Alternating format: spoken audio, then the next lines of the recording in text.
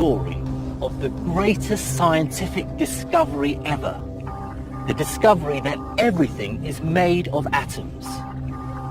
The vast variety and richness of everything we see around us in the world and beyond, how it's built up, how it all fits together, is all down to atoms and the mysterious laws they obey. As scientists delve deep into the atom, into the very heart of matter, they unraveled nature's most shocking secrets. They had to abandon everything they believed in and create a whole new science. A science that today underpins the whole of physics, chemistry, biology, and maybe even life itself. But for me, the story of how humanity solved the mystery of the atom is both inspiring and remarkable. It's a story of great geniuses, of men and women driven by their thirst for knowledge and glory. It's a story of false starts and conflicts, of ambition and revelation. A story that leads us through some of the most exciting and exhilarating ideas ever conceived of by the human race. And for a working physicist like me, it's the most important story there is.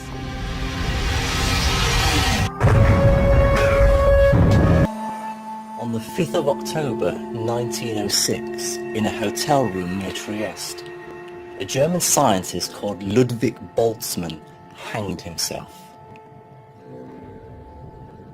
Boltzmann had a long history of psychological problems, and one of the key factors in his depression was that he'd been vilified, even ostracized, for believing something that today we take for granted. He believed that matter cannot be infinitely divisible into ever smaller pieces. Instead, he argued that ultimately everything is made of basic building blocks, atoms. It seems incredible now that Boltzmann's revelation was so controversial. But 100 years ago, arguing atoms were real was considered by most to be a waste of time. Although philosophers since the Greeks had speculated that the world might be made out of some kind of basic unit of matter, they realized that they were far too small to see, even under the most powerful microscopes. Speculating about them was therefore a complete waste of time. But then, in the middle of the 19th century, whether or not the atom was real was suddenly a question of burning importance. The reason was this: steam.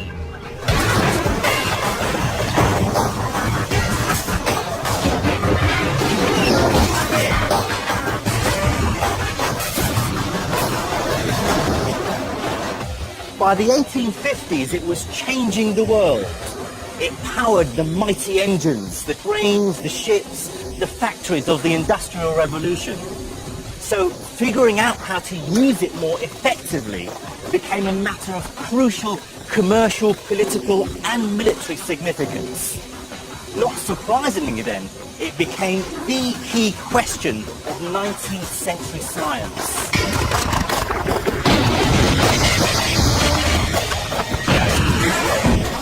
The demand to build more powerful and efficient steam engines in turn created an urgent need to understand and predict the behavior of water and steam at high temperatures and pressures.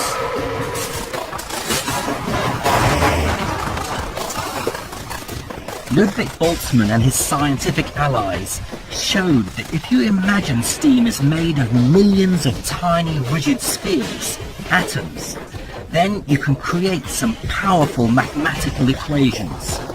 And those equations are capable of predicting the behavior of steam with incredible accuracy. But these same equations plunged Boltzmann and his fellow atomists into controversy. Their enemies argued that since the atoms referred to in their calculations were invisible, they were merely a mathematical convenience rather than real physical objects. To claim that imaginary entities were real seemed presumptuous, even blasphemous.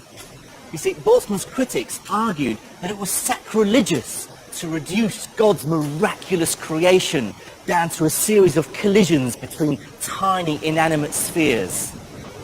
Boltzmann was condemned as an irreligious materialist. The tragic irony of Boltzmann's story is that when he took his own life in 1906, he was unaware that he'd been vindicated. You see, a year before he died, a young scientist had published a paper which undeniably, irrefutably proclaimed the reality of the atom. You might have heard of this young scientist. His name was Albert Einstein.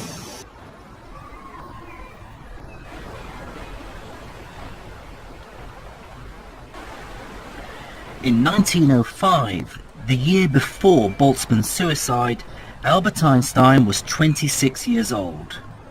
His brash arrogance had upset most of his professors and teachers, and he was barely employable. Then he got his girlfriend pregnant. That was followed by a hasty marriage. He needed a job, any job. Having not quite distinguished himself at university, he took up a job as a patents clerk here in Bern in Switzerland. He'd moved into the small one-bedroom apartment on Kramgasse with his young wife Maleva.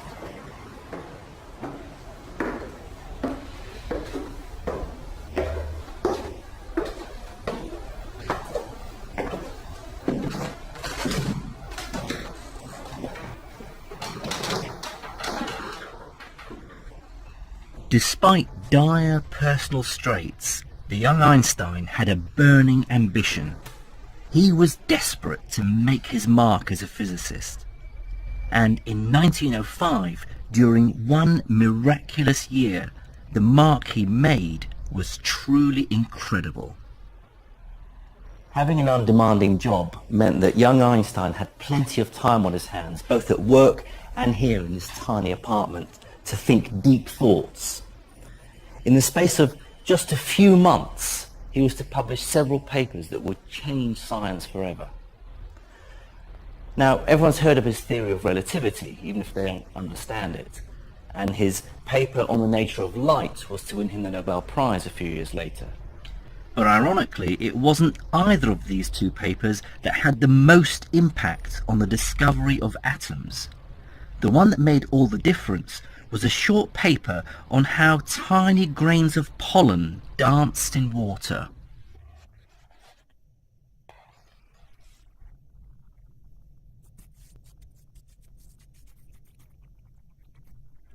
Almost 80 years earlier, in 1827, a Scottish botanist called Robert Brown sprinkled pollen grains in some water and examined it through a microscope.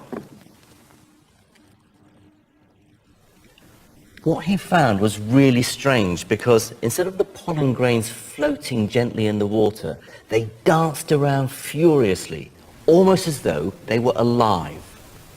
Now, while this so-called Brownian motion was strange, scientists soon forgot about it. They found it mundane, even boring. I mean, who cared if the pollen jiggled about in the water? And what had the jiggling to do with atoms anyway? For nearly 80 years, Brown's discovery remained a little-known scientific anomaly. Then, Einstein changed everything. In one staggering insight, Einstein saw that Brownian motion was all about atoms. In fact, he realized that the jiggling of pollen grains in water could settle the raging debate about the reality of atoms forever. His argument was simple. The pollen will only jiggle if they were being jostled by something else.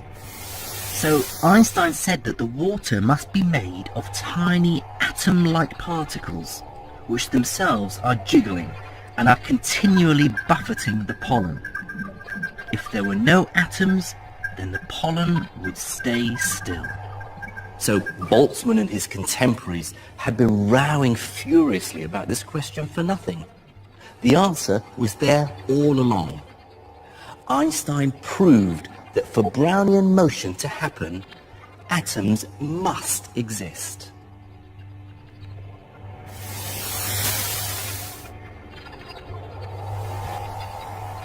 Einstein's paper went way beyond just verbal arguments.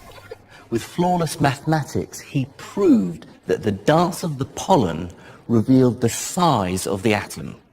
And it's mind-numbingly tiny, 1/10 of a millionth of a millimeter across. A single human hair, itself one of the narrowest things visible to the naked eye, is over 1 million atoms wide. Let me put it another way. There are more atoms in a single glass of water than there are glasses of water in all the oceans of the world. It sort of hurts your head just to think about it. Einstein's paper ended the debate about whether the atom was real or not, and Boltzmann had been totally vindicated. The atom had to be real. By the early years of the 20th century, the atom had arrived. Scientists who'd argued that the atom was real were no longer heretics. In a dramatic, sudden reversal, they became the new orthodoxy.